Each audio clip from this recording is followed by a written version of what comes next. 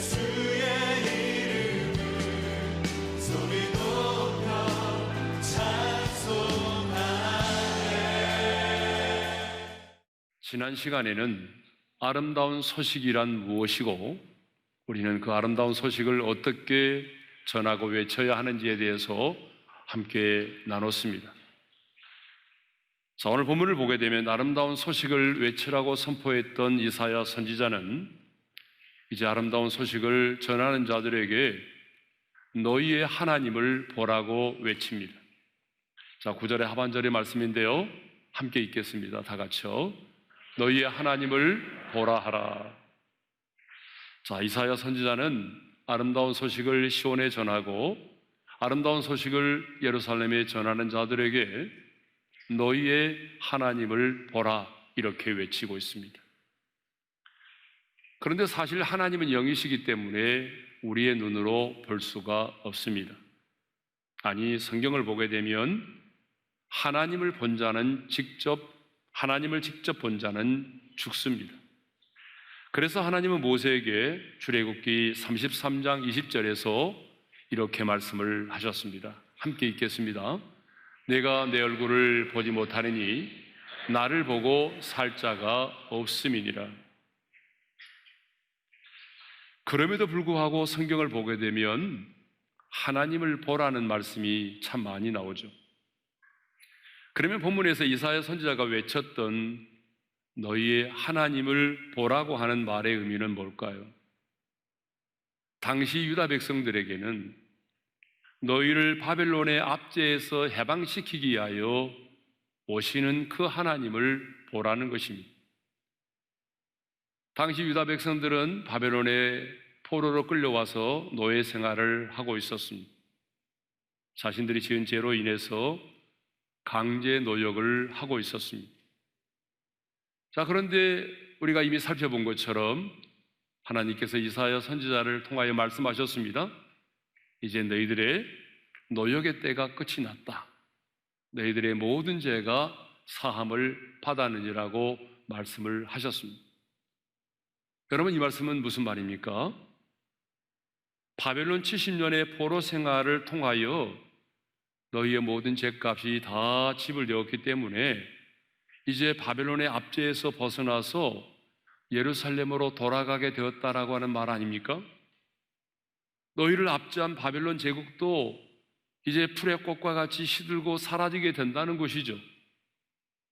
그런데 현실적으로는 그 어떤 것도 이루어지지 않았습니다. 이사야 선지자가 그렇게 외쳤지만 사실 아무것도 일어나지 않았습니다. 그런데 하나님은 이사야 선지자를 통하여 말씀하십니다. 너희 눈에는 지금 아무것도 일어나지 않았지만 너희의 하나님을 보라는 것입니다. 너희를 바벨론의 압제에서 해방시키기 위해서 오시는 그 하나님을 보라는 것입니다. 바벨론 제국을 무너뜨리고 마침내 그 압제에서 너희를 해방시키사 예루살렘으로 돌아가게 하실 그 하나님을 믿음의 눈으로 보라는 거예요. 그러면 왜 이사야 선지자는 너희의 하나님을 보라고 그렇게 외쳤을까요? 그것은 바벨론의 압제에서 유다 백성들을 구원해 내실 이는 오직 하나님 한 분밖에 없었기 때문입니다. 바벨론 제국을 무너뜨리고 고레스와 같은 지도자를 세우시고 그리고 바벨론의 포로 생활을 하고 있던 백성들로 하여금 그 압제에서 벗어나서 예루살렘으로 돌아가게 하실 수 있는 분은 오직 너희의 하나님 한 분밖에 없기 때문입니다. 이사야 선지자를 통해서 선포된 너희의 하나님을 보라, 이 말씀은 당시에 바벨론에 포로된 자들에게 주시는 말씀이었습니다. 그러나 이 말씀은 오늘 이 시대를 살아가는 우리들에게는 다시 오실 주님을 보라는 말씀이기도 합니다. 그러니까 너희 하나님을 보라, 이 말은 당시에 바벨론에 포로된 자들에게 주시는 말씀이기도 하지만 오늘 우리에게 주시는 말씀인데, 오늘 우리에게는 이 말씀이 어떤 말씀이죠? 다시 오실 주님을 보라는 말입니다. 2000년 인간의 몸을 입고 이 세상에 오사 우리를 구원하신 예수님은 분명히 우리에게 이렇게 말씀을 하셨습니다. 마태복음 24장 44절이죠. 읽겠습니다. 시작. 이러므로 너희도 준비하고 있으라. 생각지 않은 때에 인자가 오리라. 자, 그렇다면 이제 우리가 보아야 될 하나님은 어떤 하나님이실까요? 너희 하나님을 보라고 했는데 우리가 보아야 될 하나님은 어떤 하나님이시죠? 우리가 바라고 우리가 의지해야 될 하나님은 어떤 하나님이시죠? 유다 백성들을 바벨론의 압제에서 해방시키기 위해서 오시는 하나님은 어떤 하나님이실까요? 아니, 우리의 구원의 완성을 위해 다시 오실 주님은 어떤 분이실까요? 오늘 본문은 세 가지로 말하고 있습니다. 첫째로, 강한 자로 오사 다스리실 하나님이십니다. 자, 10절 상반절의 말씀인데요, 우리 함께 읽겠습니다. 다 같이요. 보라, 주 여호와께서 장차 강한 자로 임하실 것이요 친히 그의 팔로 다스리실 것이라. 주 여호와께서 장차 강한 자로 임하실 것이라고 말씀하고 있습니다. 바벨론 제국을 무너뜨리고 유다 백성들을 그 압제에서 해방시키기 위해서 오시는 하나님은 연약한 하나님이 아니라 어떤 하나님이세요? 강한 하나님이십니다. 여러분, 강한 하나님이 아니고서야 어떻게 저 어마어마한 바벨론 제국을 무너뜨리고 그 유다 백성들을 그 압제에서 건져내실 수 있겠습니까? 그렇습니다. 우리 하나님은 우리가 아무리 극심한 고난과 절망적인 상황 가운데 있을지라도 우리를 능히 구원해 내실 수 있는 강한 하나님이십니다. 전능한 하나님이십니다. 이 강한 하나님이 이스라엘 백성들을 애굽의 압제에서 건져내셨습니다. 이 강한 하나님이 사다굴 속에서 다니엘을 구원해 내셨습니다. 이 강한 하나님이 다니엘의 세 친구들을 뜨거운 불 속에서 건져내셨습니다. 그런데 왜 하나님이 강한 하나님으로 임하신다고 말씀하십니까? 강한 자로 임하시는 목적이 뭐예요? 그의 팔로 우리를 다스리시기 위함이라고 말씀하고 있어요. 그의 팔은 하나님의 권능과 영광을 상징합니다. 그러니까 이사야 선지자는 주 여호와께서 강한 자로 임하사 바벨론에 포로된 백성들을 마침내 구원하여 내시고, 그리고 하나님께서 자기 백성들을 그의 팔로 다스리게 될 것이라는 것입니다. 그래서 우리 예수님도 요한복음 17장 2절에서 이렇게 말씀하셨어요. 읽겠습니다. 시작. 아버지께서 아들에게 주신 모든 사람에게 영생을 주게 하시려고 만민을 다스리는 권세를 아들에게 주셨음이로소이다. 지금도 우리 주님은 이 세상을 통치하고 다스리고 계십니다. 하나님의 나라가 이미 우리 가운데 시작이 됐지요. 그렇지만 지금은 주님이 말씀을 통해서 간접적으로 우리를 다스리시지만 주님이 재림하시게 되면 그때는 하나님께서 친히 우리의 왕이 되셔서 직접 우리를 다스리게 되는 것입니다. 자, 두 번째로 우리가 보아야 될 하나님은 어떤 하나님이십니까? 상급을 주시고 보응하시는 하나님이십니다. 10절 하반절의 말씀을 읽겠습니다. 다 같이요. 보라, 상급이 그에게 있고 보응이 그의 앞에 있으며. 하나님은 믿는 자의 상급이 되십니다. 그래서 하나님은 아브라함에게 아브라함아 두려워하지 말라. 나는 내 방패요 너의 지극히 큰 상급이니라고 말씀을 하셨습니다. 하나님은 믿는 자의 상급이 되십니다. 여러분, 다시 오실 우리 주님은 심판의 주로 오십니다. 그래서 우리가 예배를 드릴 때마다 사도신경으로 신앙을 고백할 때에 살아있는 자와 죽은 자를 심판하러 오신다라고 고백하지 않습니까? 그렇습니다. 다시 오실 우리 주님은 살아있는 자와 죽은 자를 심판하실 것입니다.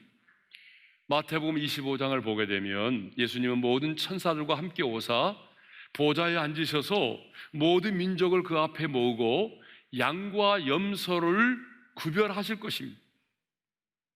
여러분, 지금은 양과 염소가 누군지 잘 모르지만 그날에는 분명하게 양과 염소를 구별하실 거예요. 알곡과 가라지를 구별해서 가려내가지고 알곡은 곡간에 쭉정이는 꺼지지 않은 불에 태우신다고 말씀하셨어요. 다시 오실 주님은요, 어떤 자에게는 상을 주시고 어떤 자에게는 행한 대로 심판을 하실 것입니다.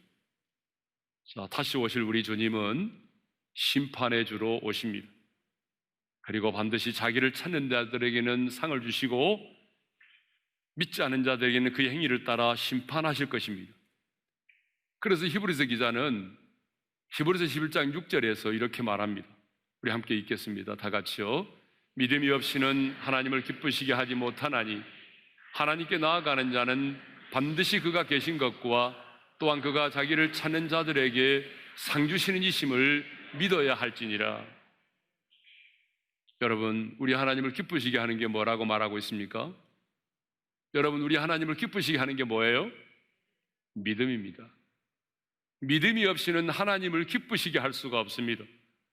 예배도 믿음으로 드려야 되고, 여러분, 기도도 믿음으로 해야 됩니다. 우리의 충성과 헌신도 믿음으로 해야 합니다. 믿음이 없이는 하나님을 기쁘시게 할 수가 없습니다. 그런데 어떤 믿음입니까? 하나님이 반드시 살아계신 것과 자기를 찾는 자들에게 상 주시는 이심을 믿어야 한다는 것입니다. 하나님이 살아계신다는 것과 자기를 찾는 자들에게 상 주시는 이심을 믿는 믿음이어야 한다는 것입니다. 어떤 사람은 이 믿음을 유치하다고 생각하는지 모르겠습니다. 그러나 여러분, 우리 하나님은 이 믿음을 유치한 믿음이라고 보지 않습니다. 하나님은 이 믿음을 유치하게 생각하지 않아요. 왜? 하나님의 공의를 따라서 행하여 하나님께서 공의를 따라서 하나님께서 상급을 주시기 때문이죠. 저는 이 말씀을 듣는 우리 모든 성도님들이 이 믿음을 가지고 다시 오실 주님을 볼 수 있기를 바랍니다. 마지막 세 번째로 우리가 보아야 될 하나님은 어떤 분이십니까? 선한 목자이신 하나님이십니다. 자, 11절의 말씀인데요, 함께 읽겠습니다. 다 같이요.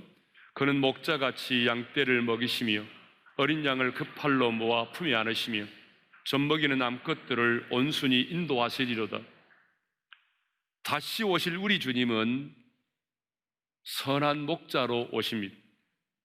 그래서 목자같이 양떼를 먹이시고 어린 양을 그 팔로 모아 품에 안으시고 그리고 젖먹이는 암컷들을 인도하십니다. 많은 사람들이 우리 하나님에 대해서 이렇게 생각합니다. 이사야 선지자가 말했던 것처럼 우리 하나님은 강하신 하나님, 진노하시는 하나님, 심판하시는 하나님, 싸움에 능하신 하나님, 이런 하나님으로 이야기합니다. 맞습니다. 우리 하나님은 진노하시는 하나님이시고 싸움에 능하신 분이고 강하신 분이고 그렇습니다.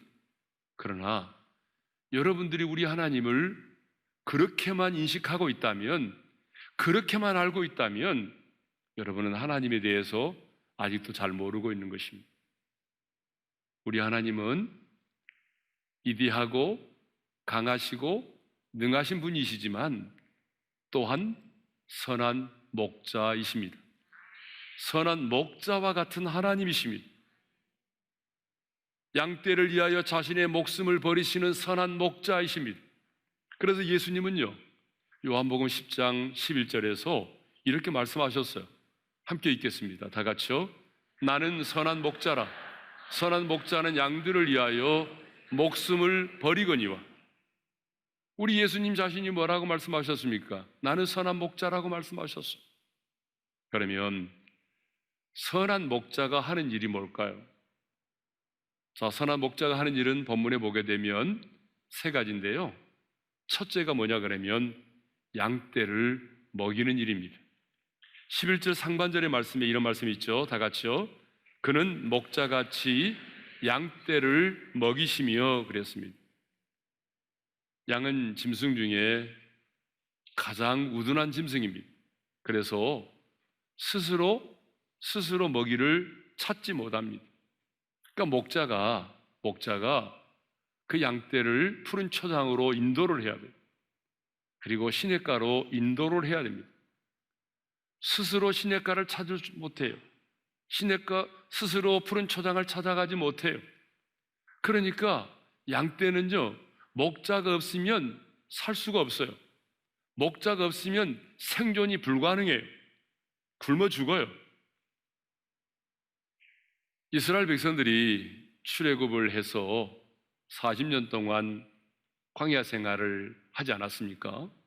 그런데 이스라엘 백성들이 40년 동안 광야에서 생활할 때에 하나님은요, 그 이스라엘 백성들의 선한 목자가 되어주셨습니다.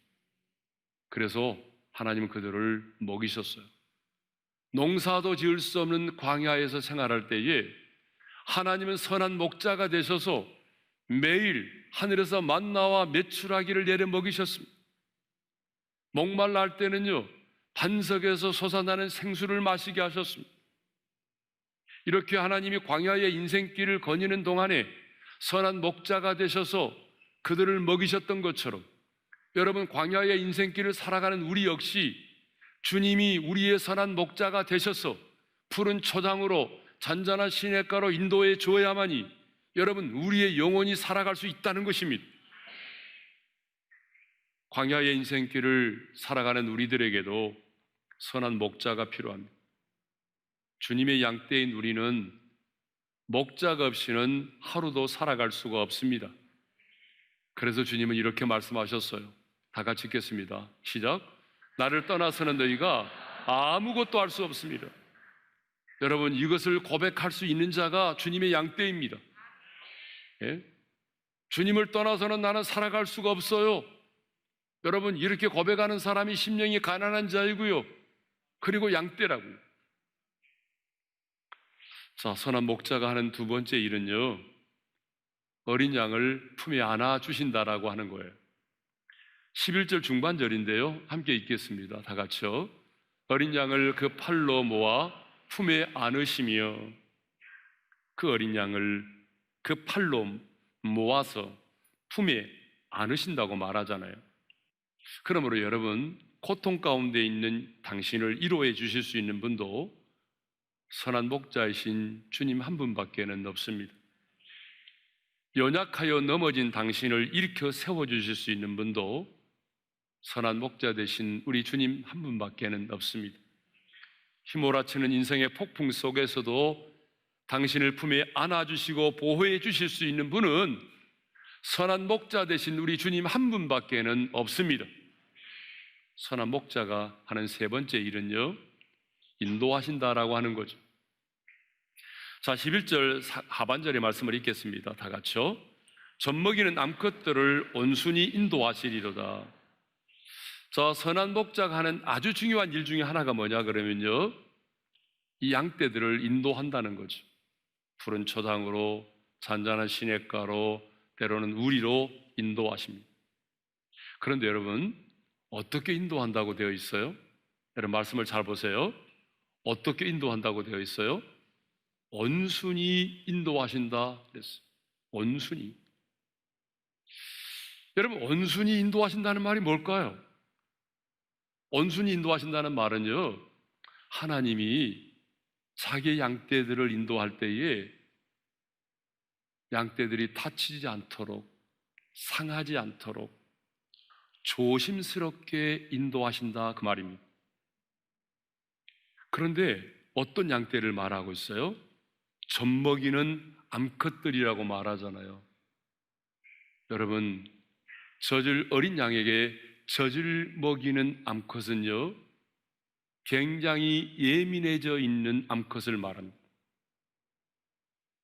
어린 양에게 젖을 먹이면서도 방해가 되지 않도록 하기 위해서 가장 예민해 있는 어린 양에게 젖을 먹고 있는 암컷들이 방해를 받지 않도록 우리 주님께서 조심스럽게 인도하신다는 거예요. 그런데요, 여기 우리를 먹이시며 인도하신다고 하는 이 두 동사가 미완료형으로 되어 있다는 거예요. 그는 목자같이 양떼를 먹이시며 온순히 인도하시리로다 그랬잖아요. 여기 먹이시며 인도하신다는 이 두 동사가 미완료형이에요. 그리고 헬라어 구약 성경의 70인역경에도 미래형 동사를 사용하고 있어요. 이 말은 무슨 말입니까? 선한 목자 되신 주님은요, 우리의 인생 가운데 몇 번 우리를 인도해 주시고 몇 번 우리를 일으켜 세워주시고 에라 안 되겠다 포기해버리는 그런 목자가 아니라는 거예요. 선한 목자 되신 주님은 몇 번이 아니라 몇 번 인도하고 몇 번 먹이고 안 되겠다 싶으니까 포기해버리는 그런 목자가 아니라 계속적으로 앞으로도 끊임없이 우리를 먹이시고 우리를 인도하신다 그 말이에요. 언제까지? 내 영혼이 육체의 장막을 벗고 주님의 품에 안기는 그 순간까지 주님은 내 인생의 선한 목자가 되셔서 우리를 인도하신다 그 말입니다. 얼마나 놀라운 은혜입니까? 여러분, 우리가 이런 놀라운 은혜를 받을 수 있다는 게 얼마나 감사한지 모르겠어요. 그런데 하나님은요, 여러분 잘 들으세요. 우리 하나님은 내가 하나님께 속한 사람이라고 해서, 내가 주님의 양떼라고 해서, 아니 내가 누구보다도 하나님과 친근하다고 해서 사망의 음침한 골짜기를 면제해 주지 않는다는 거예요. 우리 하나님은 내가 분명히 주님의 양떼고 내가 하나님께 속한 사람이지만 반드시 사망의 음침한 골짜기를 통과하게 하십니다. 면제해 주지 않아요. 피하게 하지 않아요. 그렇지만 우리에게 약속을 하나 하셨어요. 그 약속이 뭔지 아세요? 내가 너와 함께하리라. 내가 너와 함께하리라. 이 약속을 주신 거예요. 주님은 사망의 음침한 골짜기를 통과할지라도 내가 너와 함께하리라는 이 약속의 말씀을 붙들고 우리가 그 사망의 음침한 골짜기를 통과하기를 원하세요.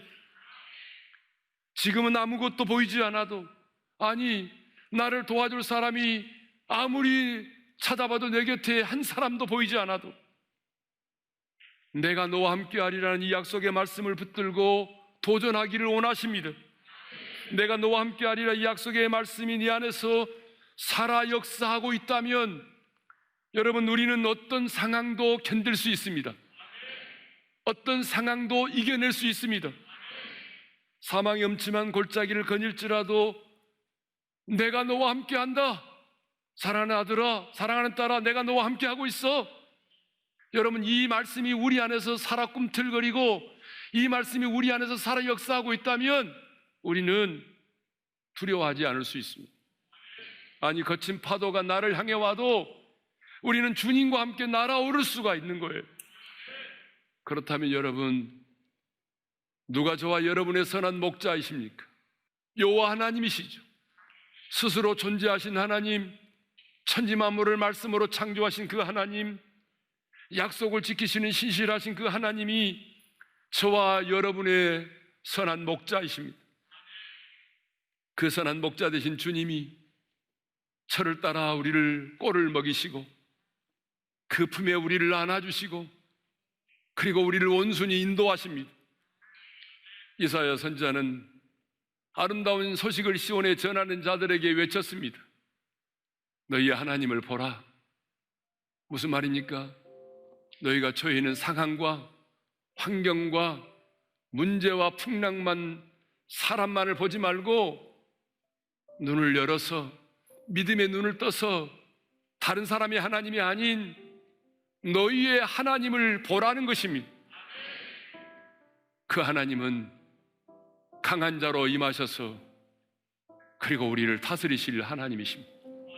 어떤 상황 가운데 있든지 간에 나를 구원해 내실 강한 자의 하나님이시고 반드시 행한 대로 우리에게 상급을 베푸시는 하나님이시고 선한 목자로 오셔서 나를 인도하시고 꼴을 먹이시고 때로는 품에 안아주시고 가장 인격적으로 온순히 나를 인도하시는 하나님이십니다.